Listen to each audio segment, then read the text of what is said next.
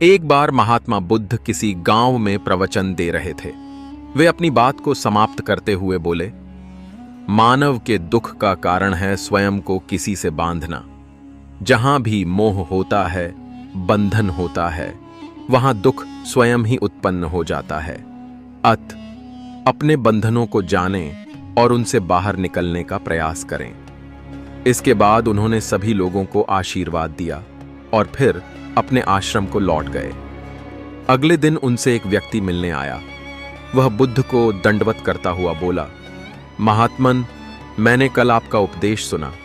आपकी बातें मेरे हृदय में उतर गई हैं। मैंने अपने बंधनों को तोड़ दिया है, सारी मोह माया का त्याग कर दिया है। अब मैं आपकी शरण में आना चाहता हूं।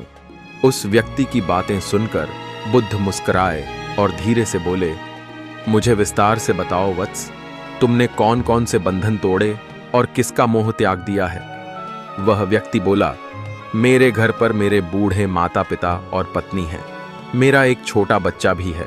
मेरी पत्नी बहुत बीमार रहती है।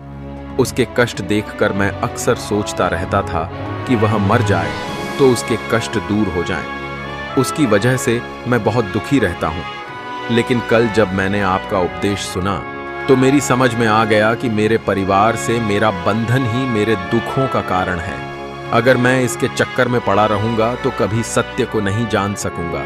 इसलिए मैं अपने घर को त्याग कर आपके पास आया हूं। बुद्ध ने पूछा, क्या तुम सचमुच सभी बंधनों से मुक्त हो गए हो?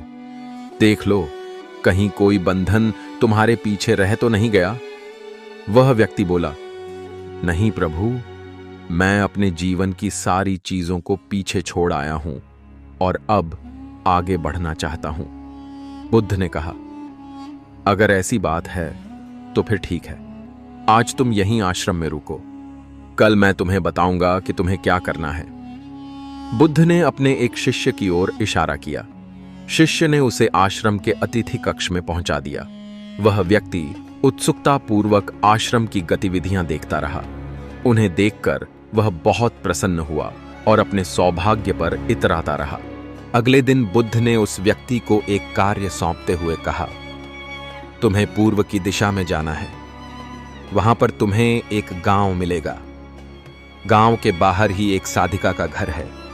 वह तुम्हें कोई वस्तु देगी। उसे लेकर तुम्हें वापस मेरे पास आना है। वह व्यक्ति पूर्व दिशा की ओर चल पड़ा। गर्मी का मौसम था। कुछ ही देर में वह पसीने से तरबतर हो गया। उसे प्यास भी सताने लगी। वह सोचने लगा कि अगर इस समय मैं अपने घर पर होता तो इस तरह गर्मी में पसीना नहीं बहाना पड़ता। कुछ दूर और चलने पर उसे भूख भी सताने लगी, पर वह एक सुनसान और बंजर रास्ता था। आसपास न तो कोई पेड़ था और न ही पोखर तालाब। वह पुनः सोचने लगा कि अगर मैं इस समय अपने घर पर होता तो अपनी पत्नी के हाथ का बना स्वादिष्ट भोजन कर रहा होता। पता नहीं क्यों बुद्ध ने मुझे गर्मी में इतनी दूर भेज दिया। काफी देर तक चलने के बाद वह व्यक्ति गांव में जा पहुंचा। गांव के बाहर ही एक घर बना हुआ था। उसने दरवाजे के पास पहुंचकर उसे धीरे से खटखटाया। दरवाजे को एक साधिका ने खोला। उसके चेहरे पर एक अद्भुत तेज था। वह व्यक्ति उसे देखकर मंत्रमुग्ध हो गया। साधिका ने उसे अभिवादन करते हुए कहा, मैं जानती हूं कि आपको बुद्ध ने भेजा है। आप अंदर आ जाएं। वह व्यक्ति घर के अंदर चला गया। साधिका के कहने पर उसने पानी से हाथ मुंह धोया और एक चटाई पर बैठ गया। साधिका ने उसके सामने भोजन की थाली रख दी। वह लिए अचानक उस व्यक्ति की नजर साधिका के पैरों पर पड़ी। उसके पैर बहुत सुंदर थे। वह उन्हें देखता ही रह गया। तभी साधिका ने उसका ध्यान भंग किया। वह बोली, जिस व्यक्ति को बुद्ध के चरणों में स्थान मिल जाता है, फिर उसे किसी अन्य के चरणों की आवश्यकता नहीं पड़ती। साधिका की बात सुनकर वह व्यक्ति लज्जित हो गया और नजरें नीची करके चुपचाप भोजन करने लगा। भोजन करने के बाद साधिका ने कहा, आप बहुत दूर से आए हैं, थक गए होंगे। यहीं चटाई पर लेट जाएं, मैं पंखा कर दूंगी। वह व्यक्ति बहुत थका हुआ था। वह चटाई पर लेट गया और अपनी आंखें बंद कर ली। साधिका उसे पंखा करने लगी, पर लेटने के बाद भी उस व्यक्ति को चैन नहीं आया। उसने धीरे से अपनी पलकों को खोला और चोर नजरों से साधिका को देखने लगा। वह सोचने लगा, यह स्त्री कितनी सुंदर है। इसकी वाणी कितनी मोहक है।